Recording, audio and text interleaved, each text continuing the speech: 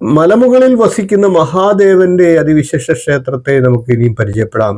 കർണാടകയിലെ മലമ്പ്രദേശമാണ് മെർക്കാറ എന്ന മടിക്കേരി. ഇവിടുത്തെ ഓംകാരേശ്വര ക്ഷേത്രം അതിപുരാതനവും ഏറെ പ്രസിദ്ധവുമാണ്. ശിവഭഗവാനാണ് പ്രധാന മൂർത്തി. ഈ ക്ഷേത്രത്തിൽ കുടികൊള്ളുന്ന ശിവനെ ദർശിച്ചു പ്രാർത്ഥിച്ചാൽ എല്ലാ ഗ്രഹദോഷങ്ങളും കടുത്ത പാപങ്ങളും അകലും എന്നാണ് വിശ്വാസം. 18-ാം നൂറ്റാണ്ടിൽ കുടക് ഭരിച്ചിരുന്ന രാജാവ് ലിംഗരാജേന്ദ്രന് തെറ്റിദ്ധാരണയുടെ ഫലമായി സത്യസന്ധനായ ഒരു ദരിദ്രനെ വധിക്കേണ്ടി വന്നു. അതിന്റെ ഫലമായി രാജാവിന് ബ്രഹ്മഹത്യാദോഷം പിടിപെട്ടു. അങ്ങനെ രാജാവിന്റെ സ്വസ്ഥത നഷ്ടപ്പെട്ടു. ഇതിന് പ്രതിവിധിയായി ആചാര്യന്മാർ ശിവന് ഒരു ക്ഷേത്രം പണിത് പൂജിച്ചാൽ പാപമുക്തി ലഭിക്കും എന്ന് നിർദ്ദേശിച്ചു.